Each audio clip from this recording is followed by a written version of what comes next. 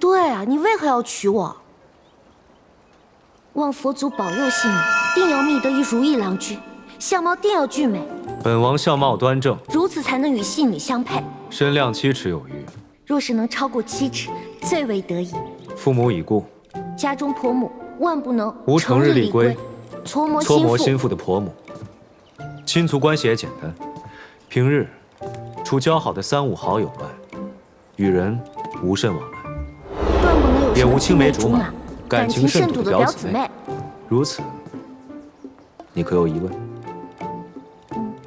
没有。于才华一道，本王一甲有余，随时能用上燕窝粥。每日燕窝粥尚且能供，实信的衣裳和首饰亦能保证不缺。如此，可有疑问？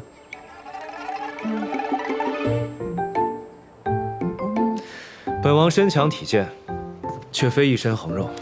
如遇意外，可护你毫发无伤。所用兵器为剑，身姿潇洒。夫人抚琴时，亦可舞剑助兴。不对啊，这些话听着怎这般耳熟？你怎会知道我的择婿条件啊？既桩桩件件都合你的要求，为何我不能娶你？别以为我不知，你家外甥女在府上住了许久，不仅与你儿子有私，还有了孩子，对吗？这侯爷说的什么话？整个上京城流言蜚语多了，您还能都信呢？先前啊，我这娘家外甥女确实在府中小住，但却从未有过任何于理之处。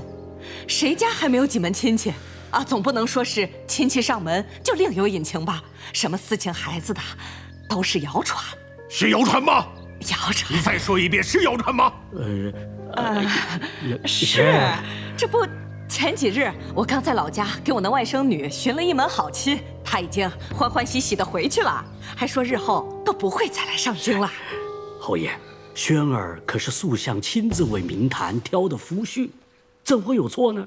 啊，你若还不放心，现下我就跟你承诺，轩儿此生绝不纳妾，绝不扬外室，唯有明坛这位原配正妻。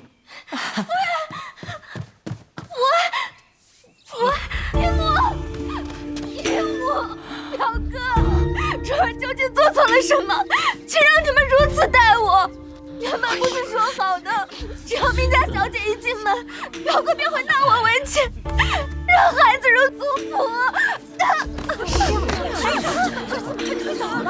叫我送走便罢，为何还叫我嫁给庄头做田房？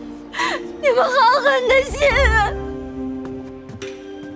爷，按照您的吩咐，珠儿已在国公府外闹开了。原来你还留了后手，为建安侯推波助澜啊！两家想要借婚事自保，本王自然不能给他们留有退路。珠儿母子后续该如何安顿，还请爷示下。祸不及妻儿，找人将他们母子送走，寻一处安顿。停！你们还有什么说辞啊？啊！说呀！说！人品不堪，还敢肖想我明家女儿，做梦！这门亲事，退也得退，不退也得退。侯爷，老爷，哎呦，完了，彻底完了。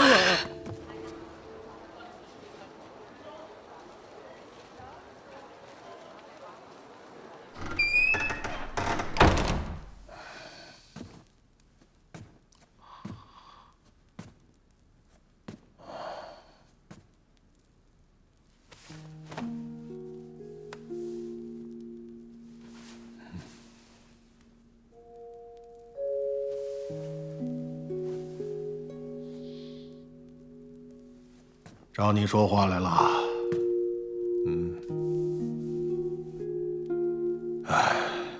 一晃又是过了多年，胎儿已经出落得亭亭玉立。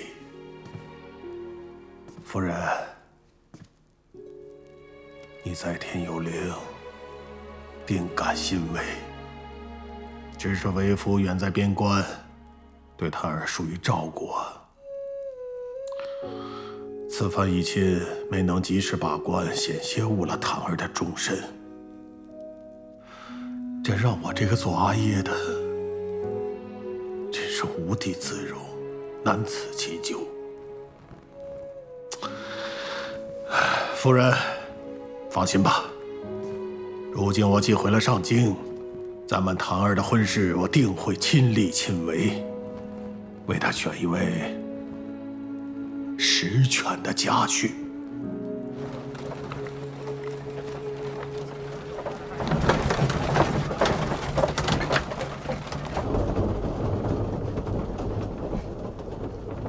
明良两家婚约虽结，事却未了。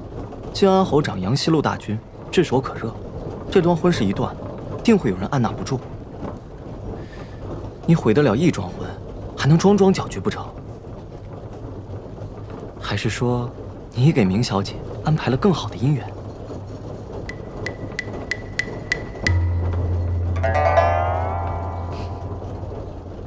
江启之儿，你什么意思啊？阿玉的婚事，皇后定有安排，我等难以知会。陆廷太过重情啊？难道我就是薄幸之人？你不娶，难道要本王娶？你未尝不可。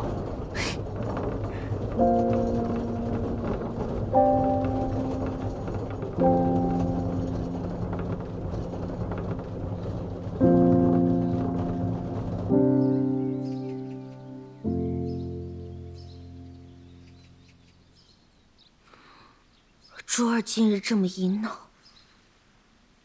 往后我在上京还有什么名声可言？别！阿檀，名声什么的，不过是身外之物，你可千万不能为这什么清白刚烈就想不开啊！明明，这偌大的上京，往后还有谁家良人肯与我一亲？这是皇后理出的正适龄的世家子弟，原本是留着给公主选驸马的，这回朕定要赶在太后前头，给明家赐婚。明家的婚事不好办，肃清党争箭在弦上，你不能每办一家，就替那明坛退一次婚吧？安国公嫡次子文浩，如何？不如何？翠微，不大行。御史台忠诚三，不相宜。陛下，恕臣直言，明家小姐聪慧狡黠，颇有手腕，极善敷衍周旋。这些文臣之后，根本压不住她。武将之后呢？另一侧可有合适之选？这是皇后整理的名门闺秀，给你选王妃的。宁家的婚事迫在眉睫，你的婚事又何尝不是？朕可没有逼婚的意思啊，但若你迟迟不选，太后可就要给你和那凤昭赐婚了。苏家还做不了本王的主。你与靖安侯皆是重兵在握，苏家焉能放过？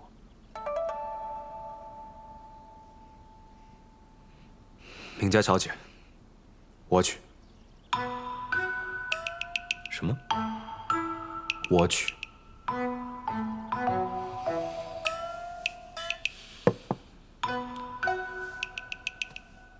的确是两全之策，上上之选。阿旭，你喜欢那明家小姐？谈不上喜不喜，那你这是相忍为国，舍我其谁？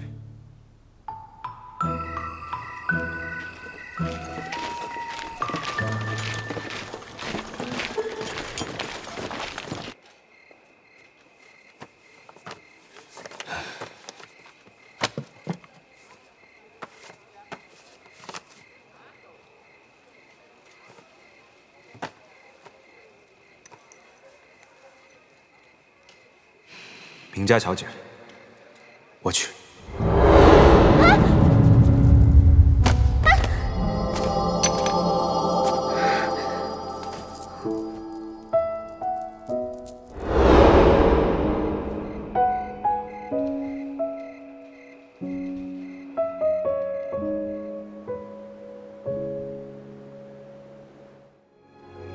一切如爷所料，与令国公牵连不深的几家，都在找门路将自家摘除。近2日，太后也曾召塑相入宫，商议良久。那几家找的什么门路？盯紧了。是。靖安侯府可有异样？一切如常。近日有不少拜帖送到侯府，不过靖安侯似乎不喜欢这套，一个未见。但是今日塑相夫妇登门与其父女小聚，2相照面，倒热络得很。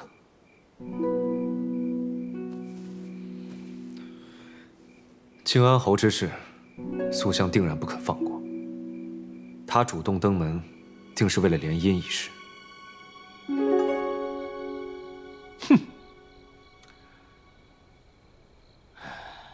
这实在是出人意料。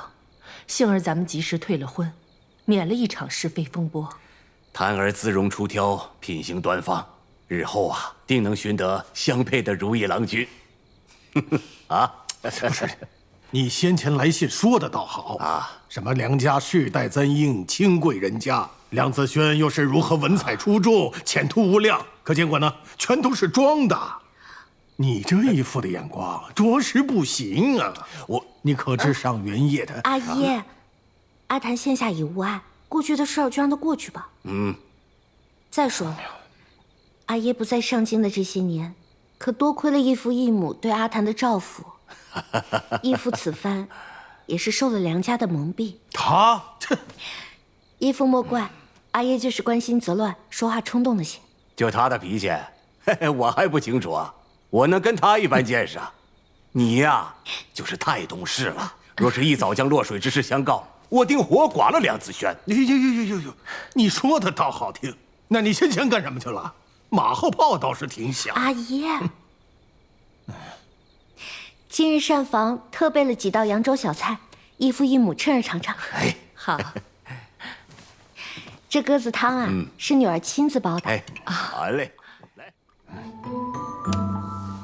我先端的碗，哎呀，都看着的，我先举的。是我先举的。你怎么这是我女儿，檀儿也是我的女儿。你这个人怎么不讲理呀？你什么时候讲过理呀？出去练练。呦，看把他能的！你是武官，我是文官，我才不上你的当呢。你是不敢。还是檀儿有心，知我近日心悸难眠，喝些鸽子汤正好。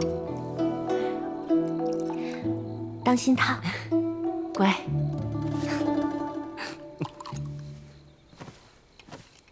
檀儿，过几日让你义父进宫，请太后在世家中再物色些好人家，届时义母陪你好好相看。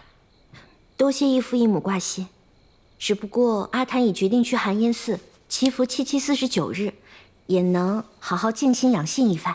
哎，也好。你说，檀儿啊，虽说是退了婚，可待在上京啊，终究会被人议论。出去避避，图个清静，啊！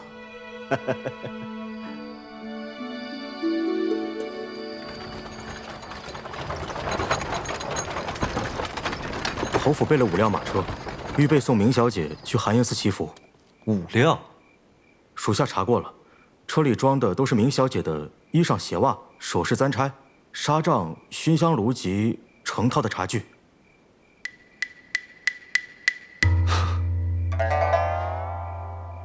他这是打算常驻寒烟寺，以示清白刚烈。小姐，侯爷说明早为您送行，为何今夜就要走呢？若明日走，银院的那位定会趁机嘲讽奚落，与其平白受辱，不如先走为上。有道理。哦。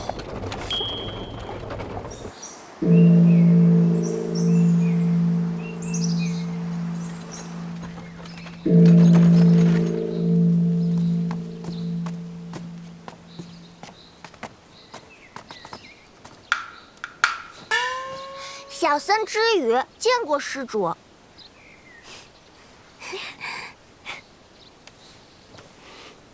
施主入寺清修，只带些随身之物即可。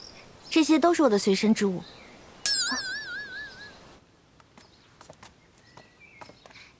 施主清修的这段时日，有什么事都可以来寻小僧。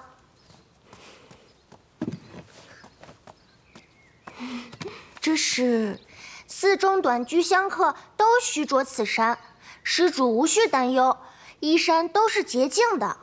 施主赶路疲乏，可稍事歇息，小僧就不打扰了。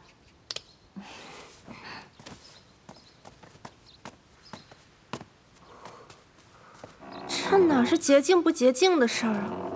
你瞧，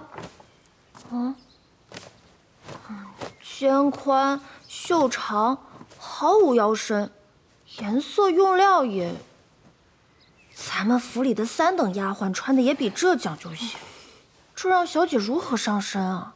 要不是那珠儿，小姐也不必来此受苦。罢了罢了，佛门清苦，凡俗皆知。况且这清修又是我自己要来的，哪能怨得了别人？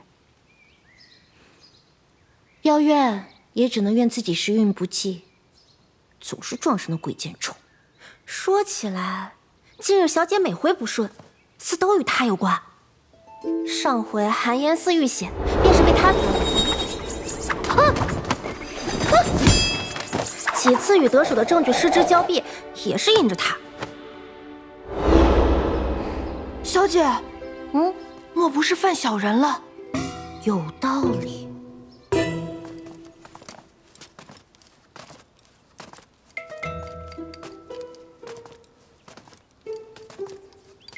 我们在这儿用膳。那奴婢在外头守着，等小姐用完膳再来。斋堂不分主仆，都是同席而食。规矩就是规矩，小姐先用，我和绿萼还不饿。快坐。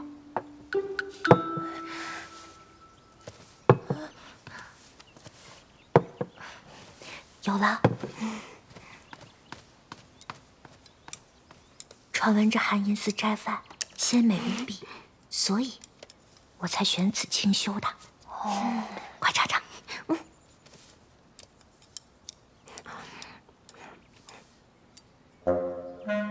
如何？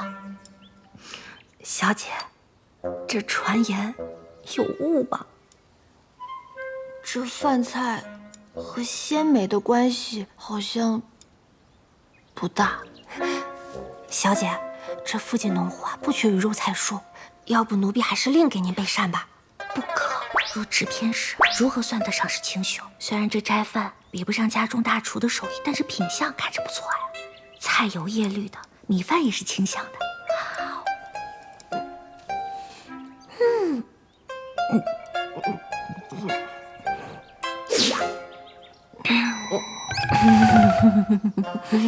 佛性禅心，自有深意。想来这斋饭粗粝寡淡，定是提醒我们忆苦思甜，莫忘来路。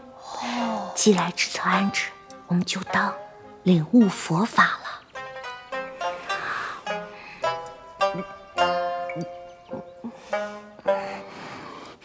若是食不下，也可以不勉强。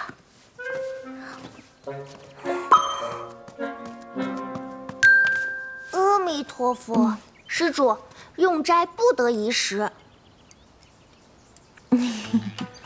我家小姐她2位施主言语不断，有扰清静，为师小惩大戒，还请留下打扫斋堂。小师傅，我胃口小，这斋我就先不食了吧。如此，施主便去小佛堂自省吧。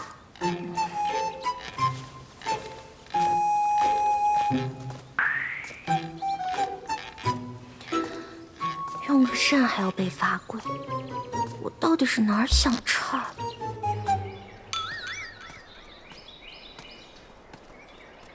哇，这么多佛堂，小师傅究竟说的是哪一处啊？自省重在心诚，哪一处应该都一样。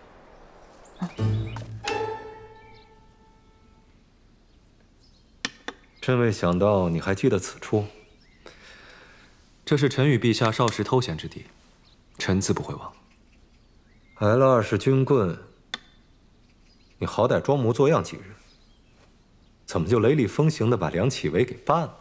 臣不善演戏，梁启维只是开始，有你相助，朕定能敌恶安良，肃清朝堂。臣此番回京，只为追回军饷，对陛下的朝堂之事，无意掺和。你既已入局，怎么着也得陪朕议到最后啊！哪有才开局就撂挑子的理？朕登基已近10年，苏家的势力依然充斥着前朝后宫，其野心勃勃，欲壑难填。不过是外强中干的一盘散沙，能掣肘陛下的，始终唯有肃相一人。朕要的很简单，不过是朝堂清明，弑君而恒之。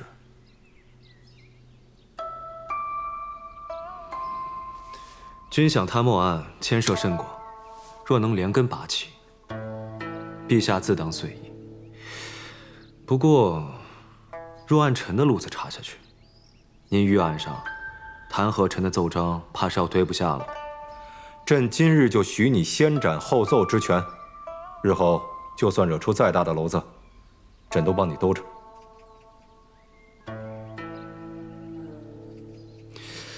臣观此局，悟出一理。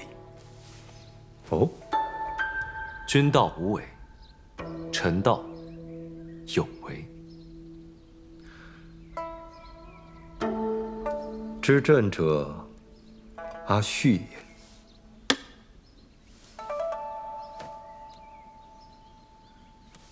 佛祖在上，信女名叫阿檀。信女平素诗川精细，食量较小，今日偶食寺中斋饭，实在不惯，一饭盛食，心中有悔，望佛祖宽宥，勿降果报。佛祖在上，除自省一事外，信女还有一事，诚心祈愿。今次退婚，原是未婚夫品行不端，不堪为配。此番事过回京，望佛祖保佑信女，定要觅得于如意郎君，家世相当即可，不拘什么皇亲国戚、公侯世家、书香名门。信女更看重才华品貌，于才华一道，能入春为一甲即可，相貌定要俊美，如此才能与信女相配。当然，家产最好也丰厚些。这样，夫妻二人的日子能过得更为松快。若是吴侯府家业也无妨，只需保证信女随时能用上燕窝粥，每季都能请锦绣坊裁上几项时兴的衣裳。有什么新鲜首饰能及时入手。家中婆母也须是好相与之人，万不能成日立规，搓磨心腹。家中亲戚也最好简单些，断不能有什么青梅竹马、感情甚笃的表姊妹。身量若是能超过7尺，最为得宜。身体也需健壮些。若是习武，最好是习剑，身姿潇洒。如此一来，夫婿舞剑时，信女亦可抚琴助兴。大约就这些了，还望佛祖保佑。这祈愿之人是靖安后嫡女。信女不言亦不快，絮叨良久，也不知佛祖是否听权。不如信女明日再来，信女会将择婿条件抄于纸上，祈愿焚烧给佛祖。若是信女能寻得这般如意郎君，定会为佛祖重塑金身，再添香火。此女，当真无药可医。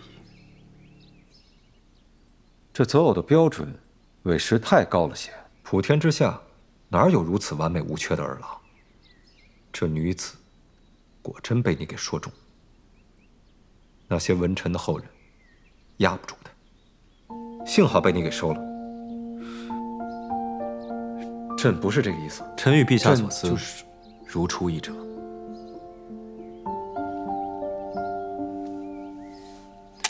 改日再向陛下讨教。哎，这怎么就不下了？还未分胜负呢。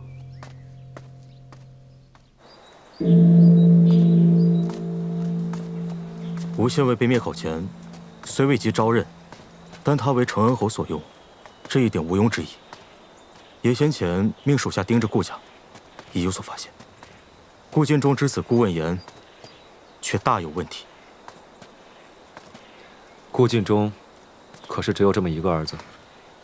是，此子穷奢极欲，游手好闲，明明胸无点墨，可今次春闱却入了贡院，而且还轻易得了2甲第4，近日更是四处招摇，引得不少学子上赶着巴结。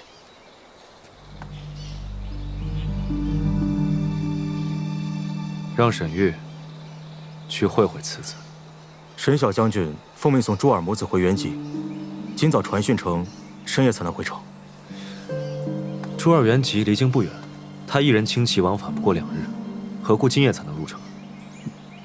属下不知。谭表妹，沈家表哥，你怎么会在这儿？我今日回京，途经茶馆歇脚，听人说起表妹已与梁家退婚，又来了寒烟寺避风头，这才赶了过来。表哥绕道特地前来，可是有何要紧事？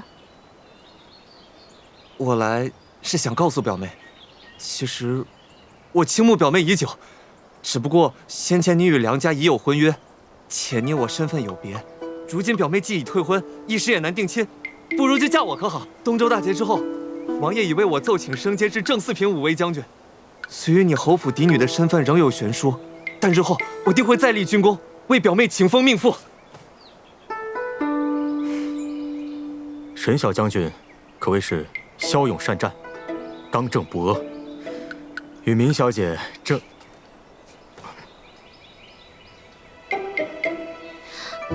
表哥可知自己在说什么，在做什么？这不是在向表妹求亲吗？表哥可不是来求亲的，而是要陷我于万劫不复之地。求亲须得父母之命、媒妁之言，这些规矩表哥理应清楚。今日表哥所言所策，若我应了，说的好听些是两情相悦，心有灵犀；说的难听些，便是私相授受，不知检点。表妹，表哥既知我来寺中是为了避风头，就理应知晓，如今我一言一行皆是如履薄冰。你对我若有3分礼重，也不至于贸然前来，速死终情。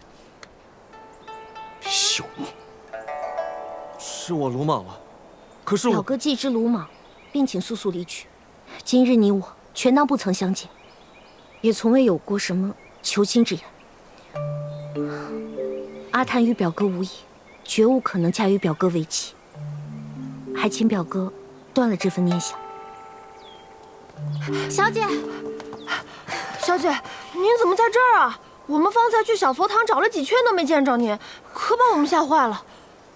表少爷，回房朝见。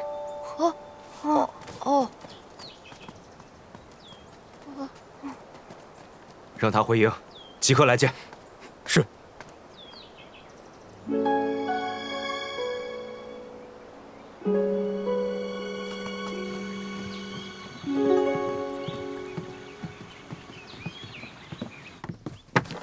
楚楚，你这是要去哪儿啊？我去练鞭子，正好晚些找阿爷切磋切磋。哪有女儿家成日舞刀弄枪的？你这日后还如何议亲啊？你虽不及那些世家闺秀们娇柔，可我的女儿容貌明艳，性子飒爽，那在荆州也是独一份的。我和你阿爷说了，让他给你好好物色物色人家，那你也得学学规矩，有点女儿家的样子。这明坛退婚闹得满城风雨，如今还有谁敢和咱们侯府议亲啊？你，小姐，当真？哎，这又是去哪儿啊？我话还未说完呢。表哥，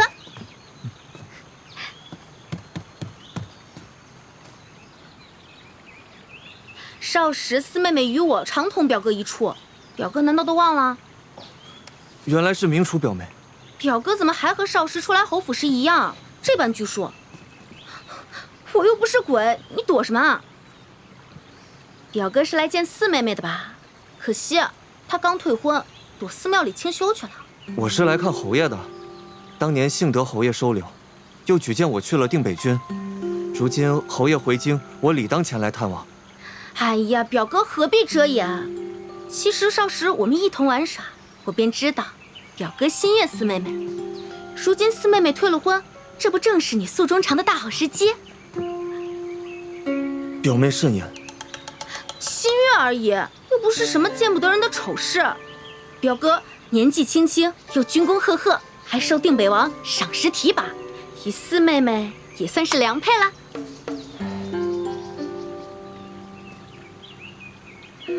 四妹妹与我并无异。其实女子说不喜不愿，多半都是因为羞怯罢了。况且这情分本就需要慢慢培养的，哪有一上来就两情相悦的？你若是真的有心娶四妹妹，不如说与定北王。定北王体恤部下，必定会为你请旨赐婚的。表哥就好好想想吧，莫待明珠旁落，才追悔莫及啊！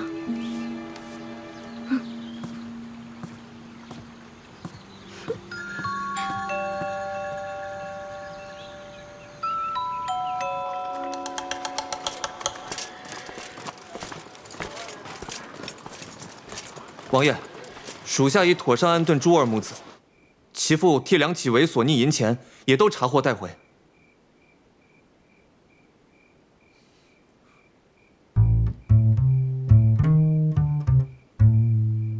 梁启为贪赃枉法，罪有应得。先前末将表妹还险些嫁入梁家，幸而王爷雷厉风行，才免他遭此大难。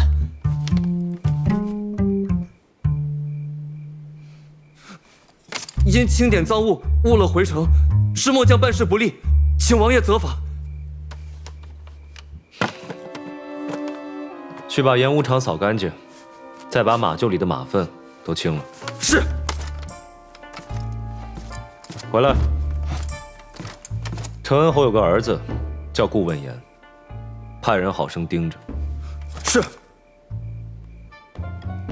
那马粪清完再去。是。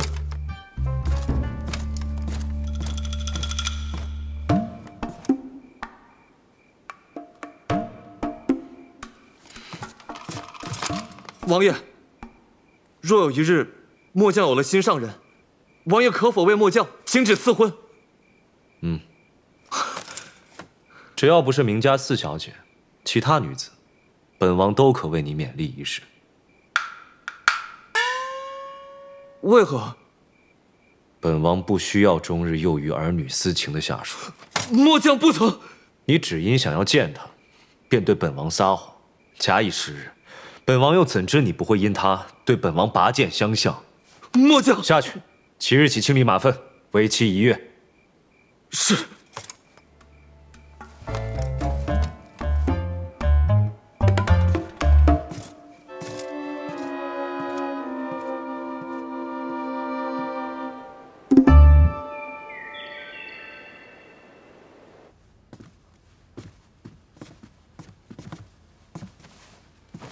臣见过太后娘娘。兄长一大早便入宫觐见，可是为了明家丫头的婚事？近几年，苏家在各地的生意和人脉，不知不觉间被取代了不少，军中亦无可仰仗之人。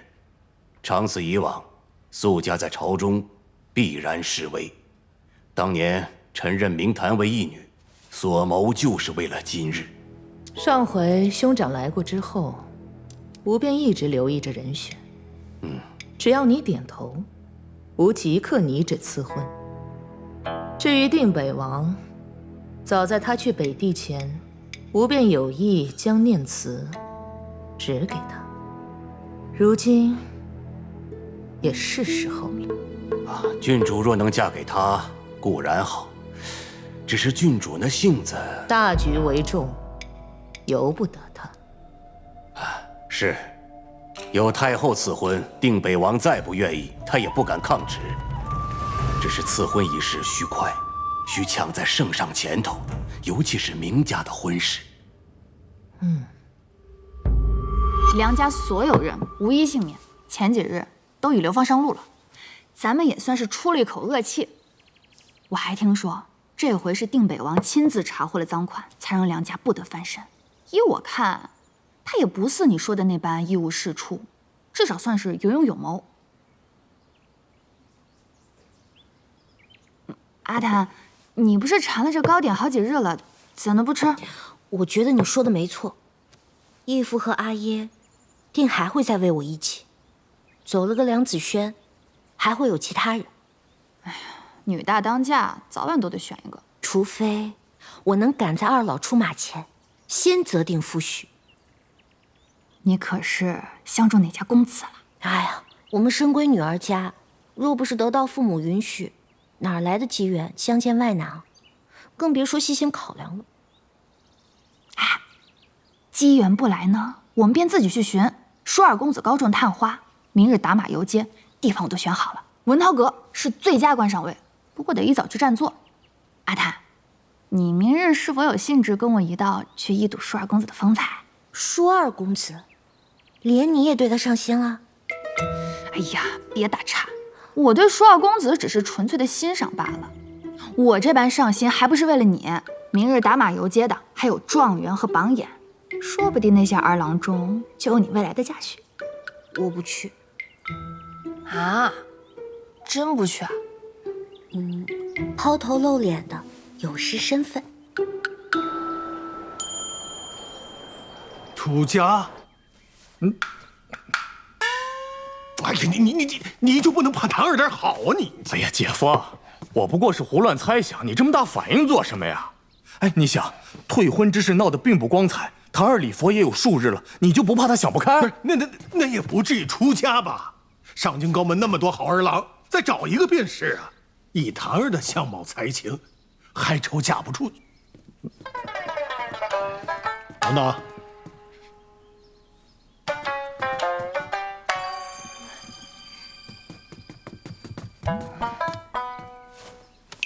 你俩不是随谭儿在寒烟寺礼佛吗？谭儿呢？回侯爷，小小姐与敏敏小姐去看。小小姐与敏敏小姐多日未见，约了在文涛阁姐妹叙话。叙话，两位姑娘来得晚了些，临街的雅座只剩这一处了。无妨，此处正好。阿谭，快走。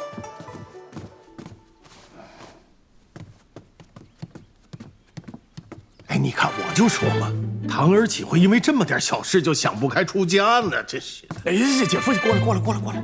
怎么了？那我问你，这谭儿的婚事，是你一个人能做得了主的吗？哎呀，你的顾虑我岂会不知啊？你可知近日太后与圣上频召我入宫，看似闲话，实则意欲指婚。太后更是丢出了郡王妃、亲王世子妃的名头让我选。哎呀，可笑这两个人，样貌才情还不如梁子轩，别说谭儿了，我都瞧不上。太后的意思，自然就是素相的意思。太后这婚指来指去，无非都是替素相笼络你。倒了梁家，他们自有人选续上。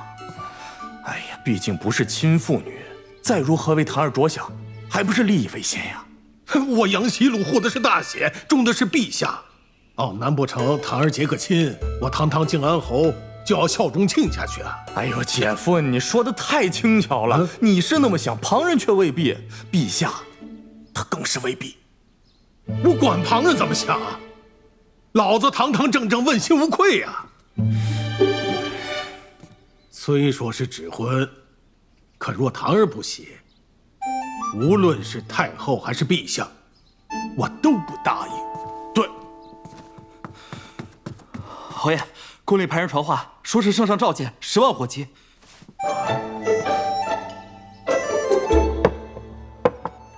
二位，请慢用。多谢。阿谭，我今日妆容怎么样？敷粉施朱，淡扫蛾眉，极好。那就好。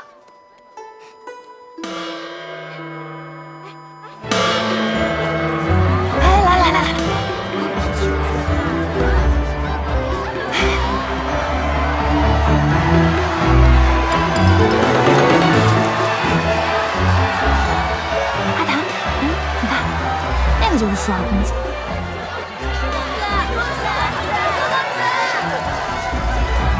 看他那容貌，那气度，有匪君子，如切如磋，如琢如磨。就是这句。舒二公子才貌皆是上品，确实担得起这句。也就舒二公子这般的人物，才能入得郡主的眼。方才舒二公子往这边瞧时，春风一笑，想来定是瞧见了郡主。舒二公子高中探花，往后一亲之人，定然是络绎不绝。郡主与他既彼此有意，何不赶紧请太后娘娘赐婚？本郡主的婚事，还轮不到你说嘴。不要说这些，你不知道太后要为郡主和定北王赐婚，好端端的提这茬做什么？定北王？都说上京女子最讲究端庄自持，怎么这会儿见了舒二公子，个个都不知矜持为何物了？你还总说我没正形，我觉得我比他们强多了。也不知他这般光风霁月的人物，以后会娶回什么样的妻子？我们舒二娶妻，定是对家世品貌处处挑剔，尤其需知书达理，有涵养，知分寸。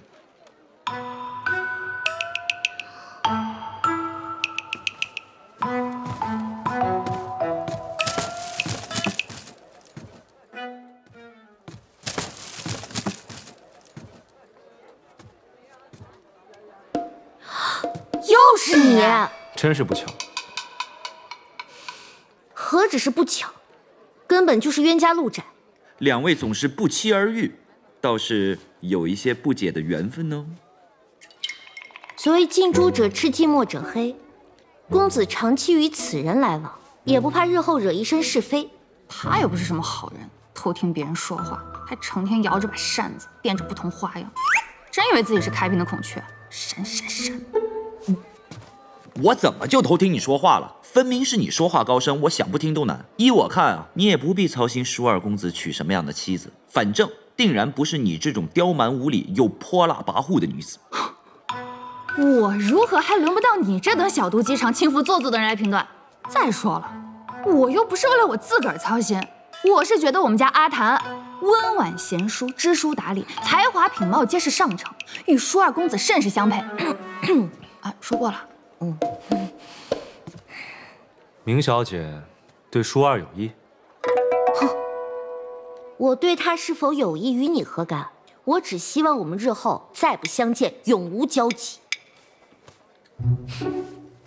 哟，他们现下该是去游显江了，姑娘不跟过去看一眼？用不着你管，瞧着晦气，还是眼不见心不烦的好。姑娘，你这可是一叶障目，自欺欺人呢。何必与无谓之人白费口舌？我们走。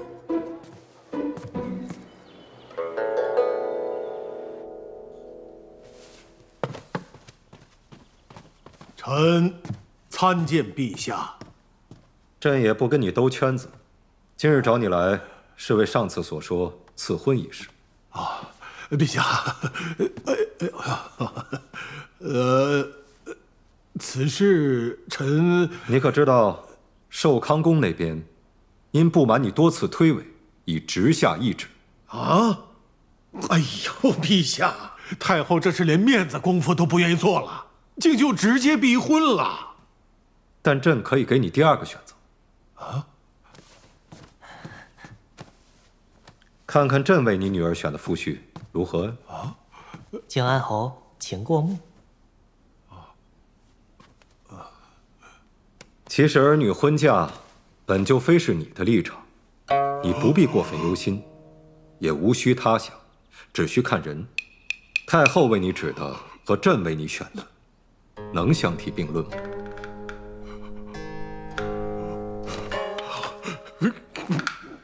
陛下，这个，容臣再考虑考虑吧。太后懿旨已下，是朕想方设法将其暂压了下来，但压得了一时，压不了一世。说不定你还未出宫门，懿旨已到你府上了。太后懿旨到。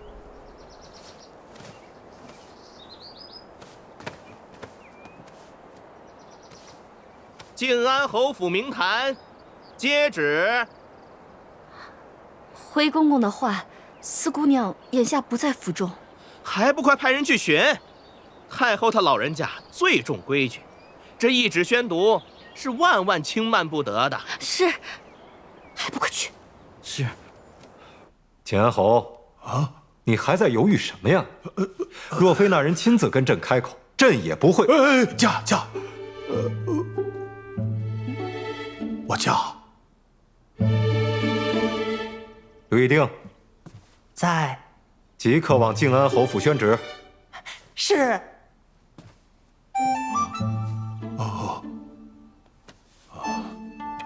且怕，檀儿今日不在府中。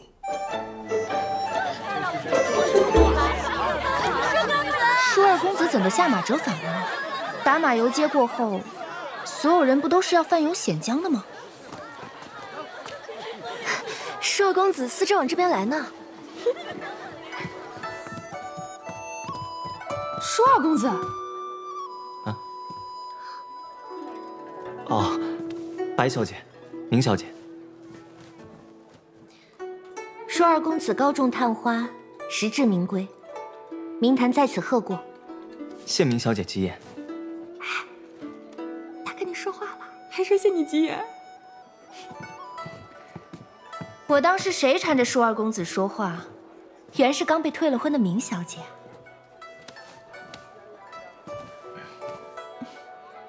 明小姐还是这般好颜色，看来退婚之事对你毫无影响。多谢郡主夸奖。你不是宣称要在寒烟寺祈福749日吗？怎的没几日就回京了？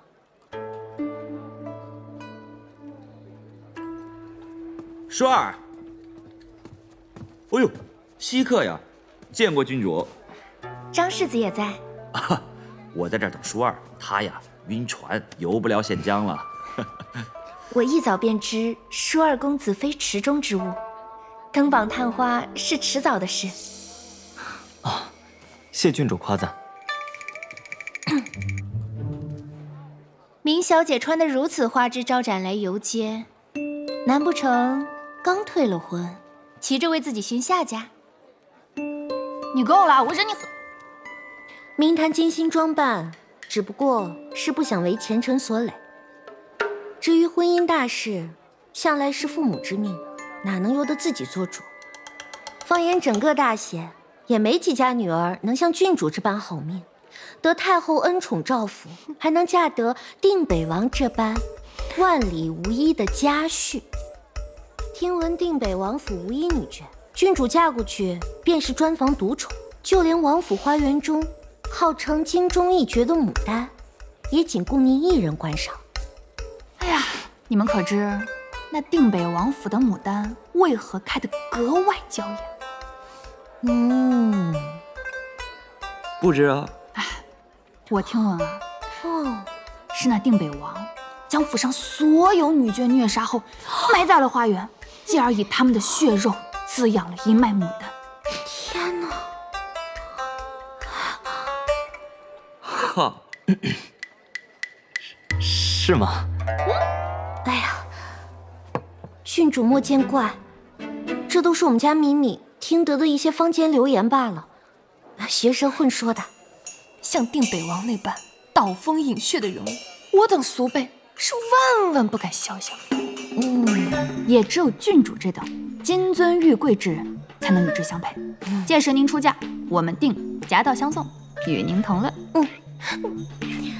我才刚退完婚，就不与郡主同处一室了，免得让郡主沾了我这身晦气，影响了郡主这段天赐良缘。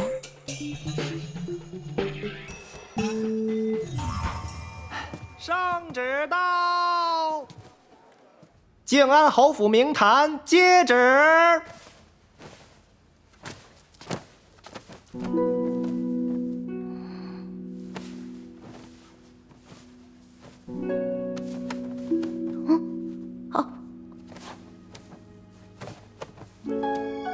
靖安侯府四女，韵翠含章，端方敏慧，克令克柔。今即方年，闺中带字，子特赐婚于定北王江旭。册定北王妃，一令有司择日，备礼册命，诏书如右，福道奉行。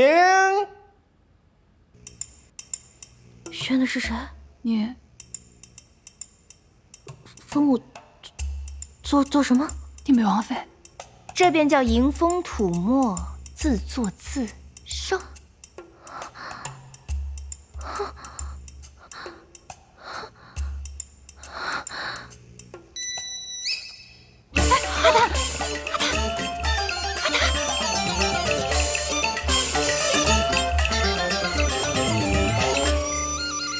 哎呀，你慢些。所以这桩婚事是阿爷亲口应下的？那是自然。不是，你是有所不知啊。今日太后也下了赐婚懿旨，还不止一道呢。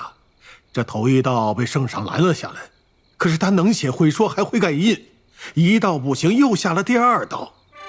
因太后知道今日圣上急召我是为了议婚一事，故这第二道连招呼都没打，就直接登门宣旨了。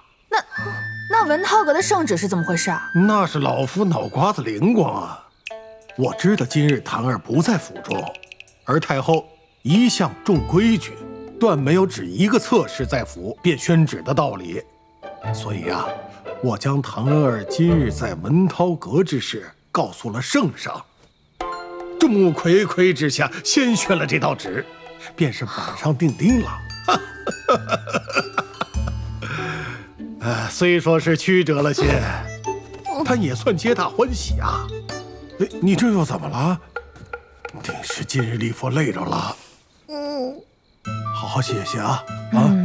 为父不打扰你们了。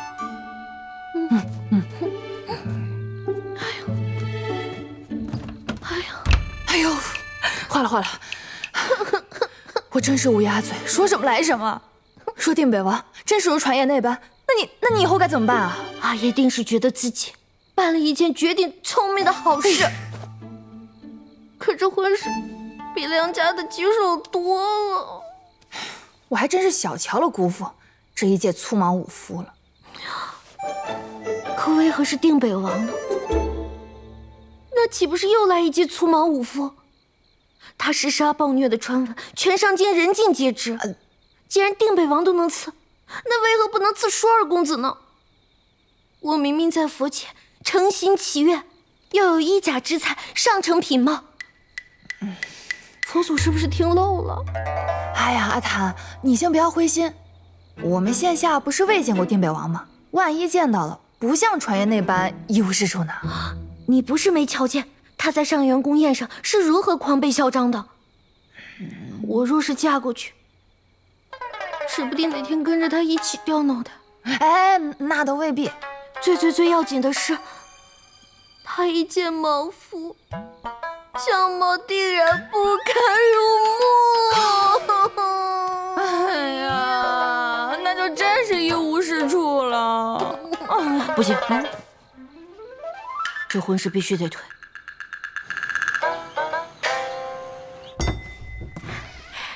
阿爷，姑父。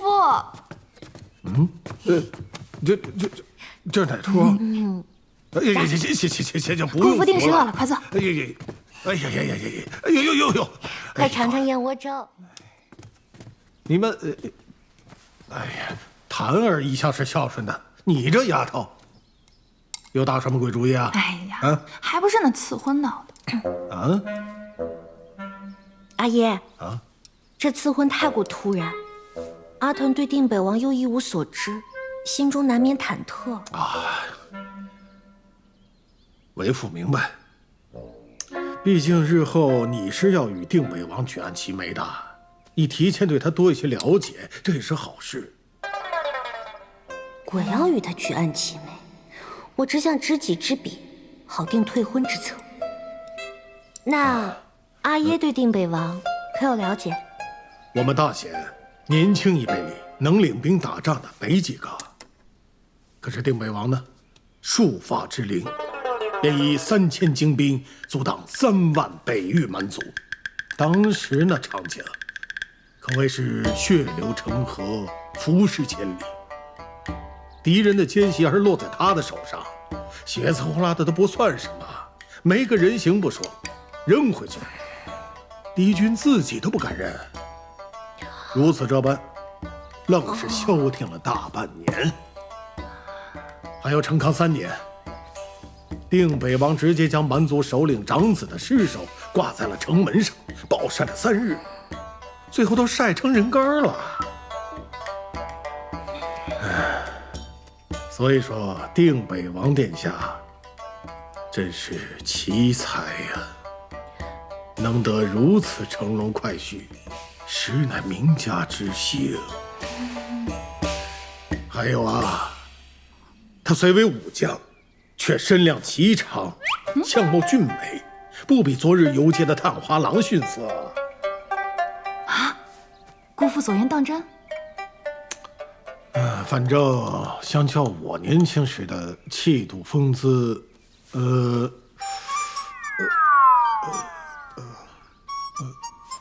略胜那么一筹吧。可有数了？有数了就用膳。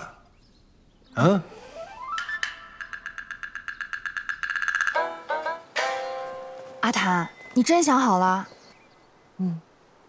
去见一面。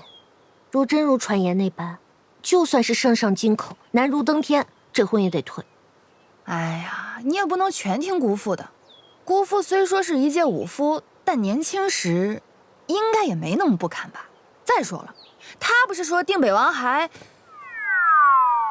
略胜一筹，虽然称不上品貌非凡，但气度应还是有的。相貌固然要紧，但品行更为关键。都说相由心生，言行随思，观其本尊言行举止，总能看出他几分为人品性。可金鸡营壁垒森严，定北王行事又粗莽霸道，我担心你贸然前去会有不妥。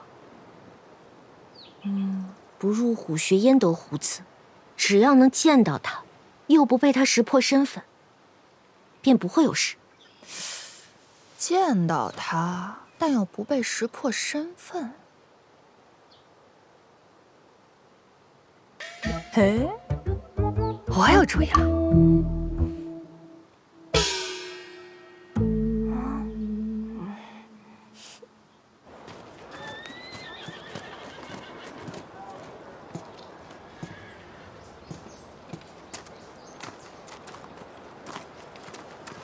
站住！什么人？我们是晋安侯府的，特奉晋安侯之命来给沈小将军送些解暑的吃食。进吧。你们随我来吧。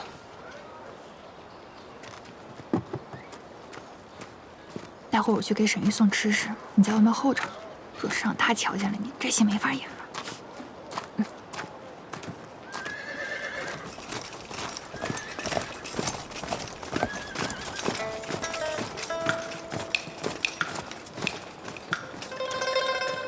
你跟着这位小军爷去王爷帐篷里，给他送些荷叶粥。是。走吧。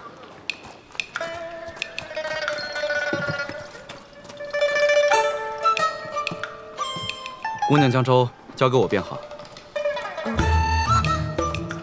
军爷有所不知，这荷叶粥乃是浸在冰剑之中保持冰凉的。我们府中冰剑都是特制，极为精巧，若是不知官腔弄洒了，可就不美了。那送完了，还请姑娘赶紧出来，不要打扰王爷处理军务。多谢军爷通融。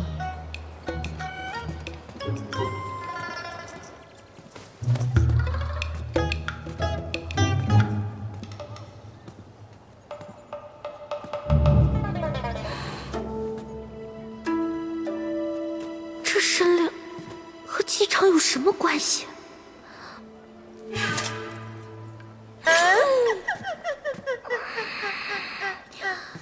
沙盘不必复原，待本王看过后，再与你一道推演。是，魔将先行告退。原来是场乌龙，还好不是此人。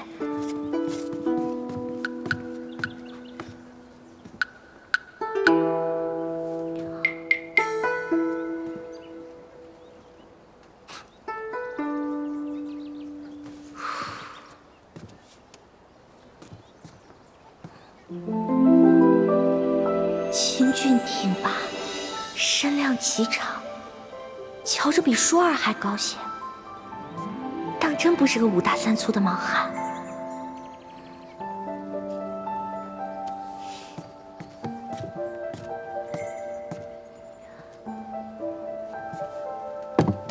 王爷，沈小将军吩咐奴婢给王爷送荷叶粥，说是清凉解暑。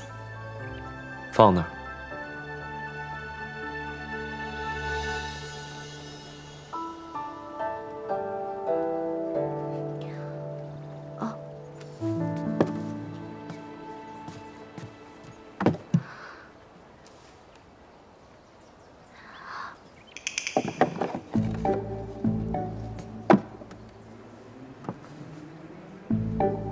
这荷叶粥还是趁凉喝比较好，此时风味最佳。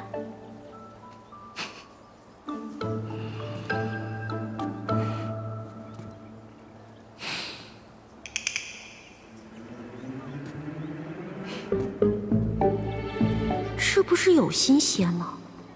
进宫面圣却丝毫不顾师仪，看来就算不是莽汉，也是个狂悖之人。掌上生茧，指腹粗粝，可这手型掌宽，指节瘦长，指骨分明，真是好看。剑眉星目，笔挺唇薄，这姿容气度相比舒儿，当真毫不逊色，甚至还多了种沉金冷玉般的金贵之感。等等，这张脸可是在哪儿见过？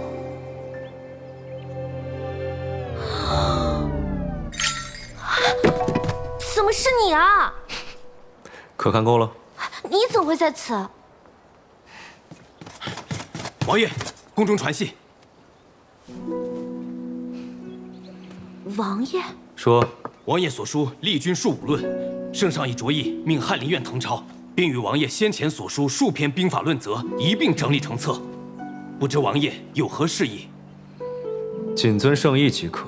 是，那属下告退。还会写文章？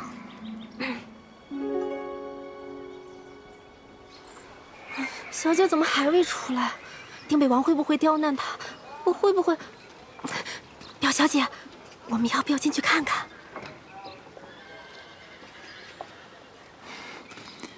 不会，阿谭行事一向谨慎，尤其在大事上断不会出岔子。再说了，她是圣上钦定的定北王妃，就算定北王再霸道，也不会难为她的。要是实在不行，咱们再等一盏茶的功夫。如果阿谭还不出来，咱们就冲进去。你是定北王啊？难不成还是匪类贼子？那日你在令国公府，并非是偷盗？那些官银，都是梁启伟所劫军饷。那寒烟寺呢？搜寻寒烟寺的县尉与海幽门乃一丘之和，他们阻我入京，就是不愿本王彻查军饷一案。可还有疑问？容我想一想。坐。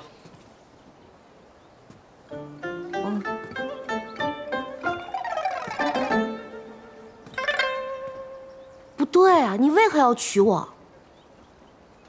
望佛祖保佑信女，定要觅得一如意郎君，相貌定要俊美。本王相貌端正，如此才能与信女相配。身量7尺有余，若是能超过7尺，最为得意。父母已故，家中婆母万不能无成日里归，搓磨心腹的婆母。亲族关系也简单，平日除交好的3、5好友外，与人无甚往来。断不能有有也无青梅竹马、感感情甚笃的深笃的表姊妹表姊妹。如此，你可有疑问？没有，于才华一道，本王一甲有余，随时能用上燕窝粥。每日燕窝粥尚且能供，实心的衣裳和首饰亦能保证不缺。如此，可有疑问？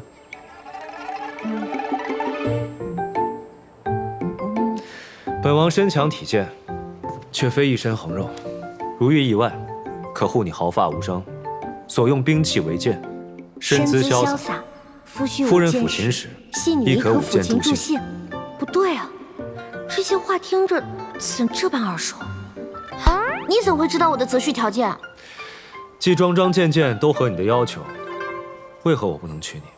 像定北王那般刀锋饮血的人物，我等俗辈是万万不敢肖想。他们都说你暴女无道，杀人如麻。还说本王府中的牡丹花下，埋进了被虐杀的女眷尸首。那些外边的传闻，是真是假？本王只杀该杀之人。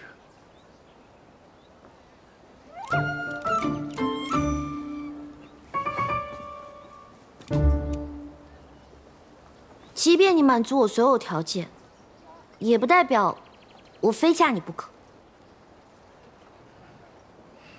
你不愿意？这不是愿意不愿意的事儿，而是我与王爷压根就没有情分，且你我二人的性子实在是不对付。若是我们成了婚，日子定过的，家繁宅乱，鸡犬不宁。京中你与谁有情？又愿嫁给何人？且我若不娶，圣上对你也会有其他的赐婚之意。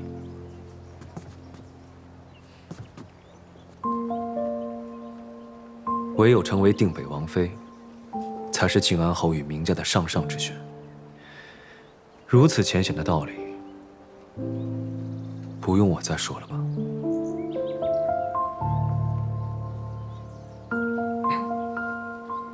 王爷言下之意，你我二人契约婚姻，不求什么夫妻情长，只求两府互利，各取所需。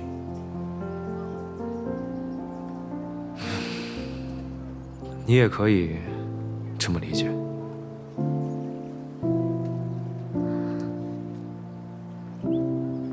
小姐，哎呀，你总算出来了。怎么样？怎么样？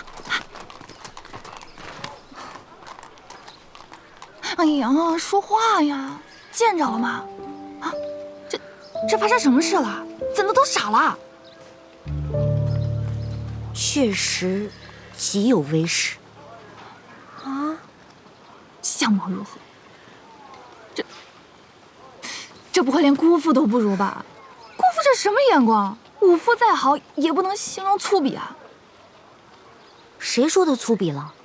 咪咪，你可曾听过《丽君术武论》？什么论？年前的雅集上，我听两位公子谈论过此术。排兵布阵我是不懂，但只听其论，便知文章逻辑缜密，行文简洁，却又不失犀利。后来我去你家时，舅舅也曾提起，其言之有物，心而非虚。说过吗？我怎么没印象？哎，这跟定北王有什么关系？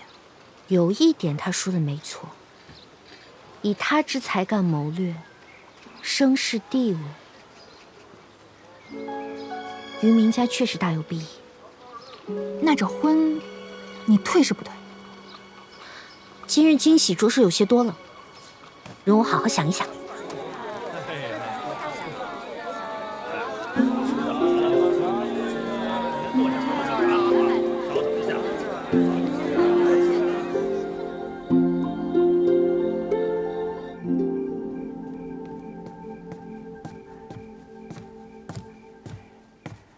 王爷，这是您明日去寒烟寺上香的供奉，您过过目？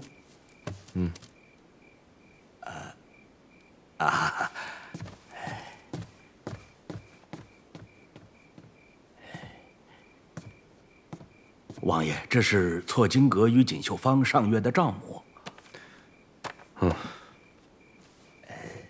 那老奴退下了。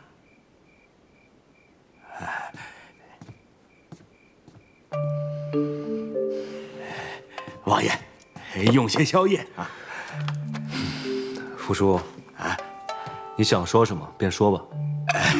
那老奴便说了，听说圣上给王爷赐婚的对象是静安侯府小小姐。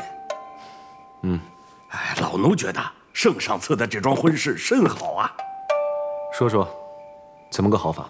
王爷，您这些年来忙于打仗，忙于军务，自不会关注上京的这些世家小姐。可老奴清楚啊，明家这位小小姐在上京闺秀里，那可是1等1的出挑啊！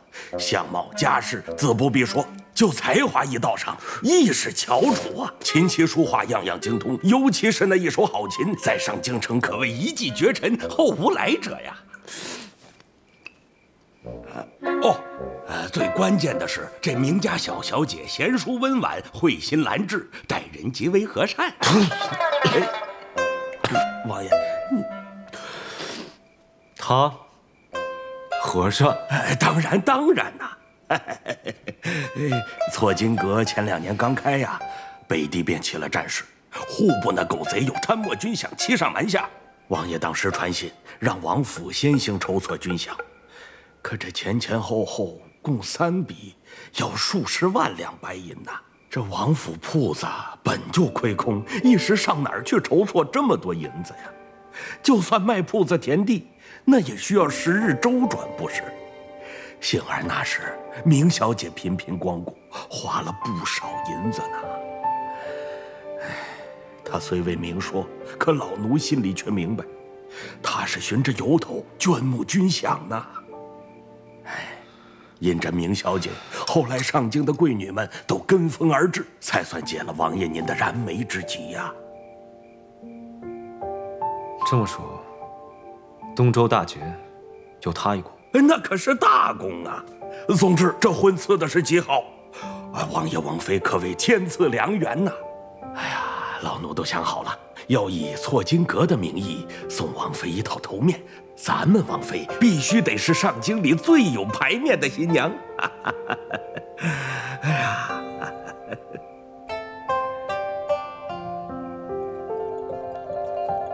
阿耶。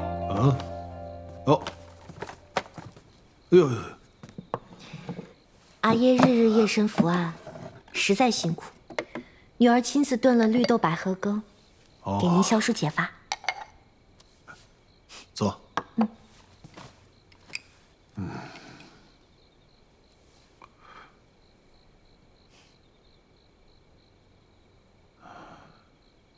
这么晚了还不睡？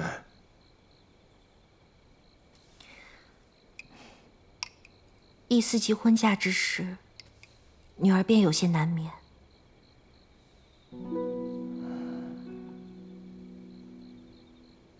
我从未想过，离开侯府到底是什么样，更不知嫁去别府会是什么样的光景。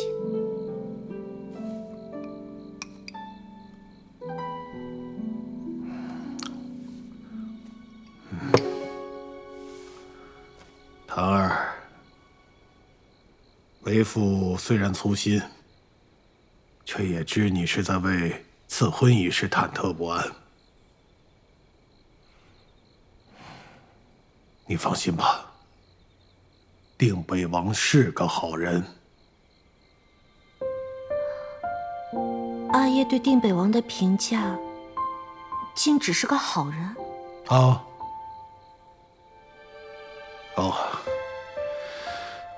你是有所不知啊。先帝朝时有1年秋猎，当时还是太子的圣上，在林冲遇袭遭死士围杀，是定北王孤身一人杀进重围，不顾重伤护下了圣上。难怪圣上如此信重他。是啊，就说定北军饷案，实则年深日久。2年前，前任户部侍郎因贪墨牵连了北地战局，定北王自沙场侥幸生还后，回来的头一件事情便是杀进侍郎府，取其项上人头，为定北军众将士讨了个公道。倒是个有序性之人。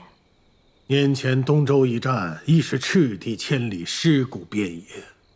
想来也正因如此，他才会回京彻查此案。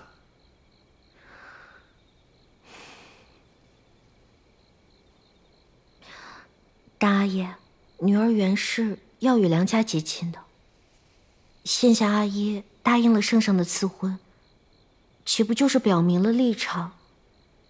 那义父会不会不好交代啊？他自己选的人都没觉得不好交代，老子有什么可向他交代的呀？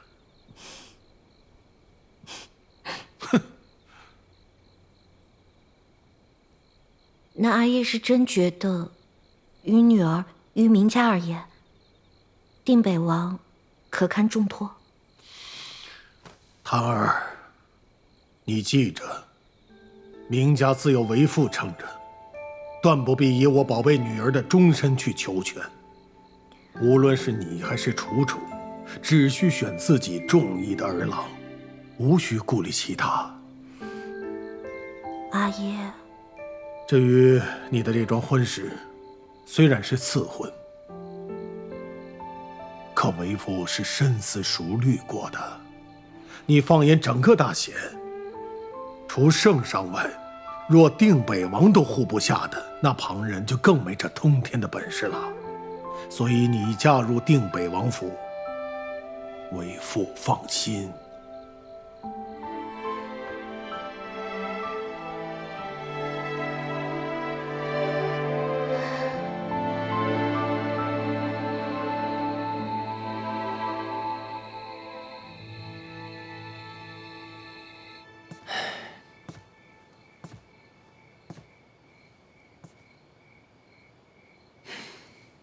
我是真不明白，圣上为何会赐婚？晋安侯执掌杨希路，你又统领定北军，如此滔天兵权，圣上难道就没有半分顾忌？你何时也操起圣上的心了？那你呢？你自己对这桩婚事，可是心甘情愿？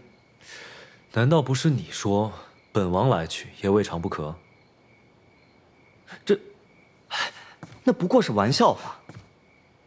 我是觉得，你若非真心求娶，就别耽误了人家姑娘一生。若你真是因我之言临时起意，那岂非我的罪过？你不愿娶，本王也不娶。你觉得他日后又会如何？如今上京门阀间有哪户人家能与靖安侯府门第相配，又不影响朝堂局势？这些世家女子生于高门，便是命不由人，荣损俱与家族脱不开干系。无论我是真心还是为权宜，她既做了我的王妃，我便会容她心性，护她一生无虞。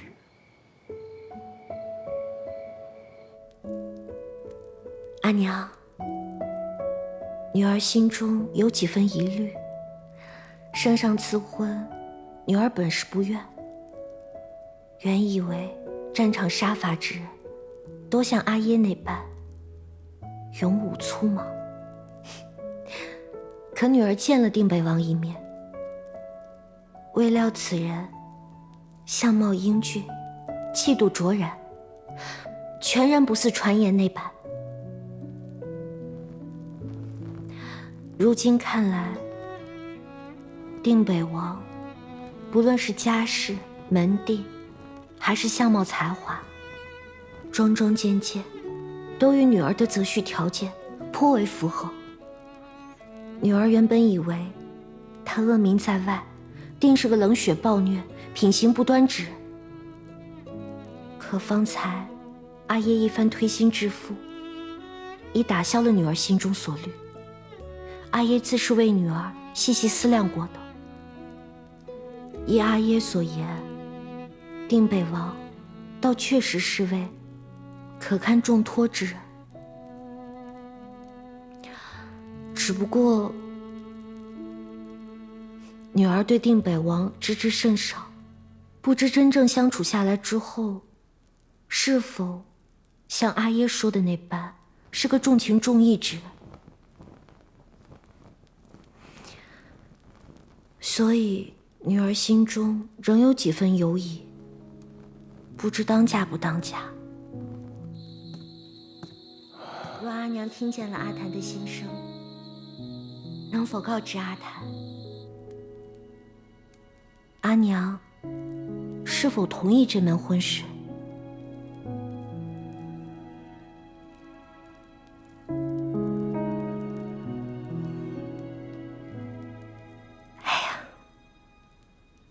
阿娘不言语，阿谭就当作是阿娘心中满意，默许了这门婚事。阿谭得赐婚后，三姐姐的婚事也提上了日程。待我与三姐姐相继出嫁，这偌大的侯府就无人能时时伴在阿爷身旁，承欢膝下。阿爷此番回京，阿谭心中自是欢喜。阿谭也想要与阿耶多亲近些，但许是多年未见，阿谭总觉得与阿耶之间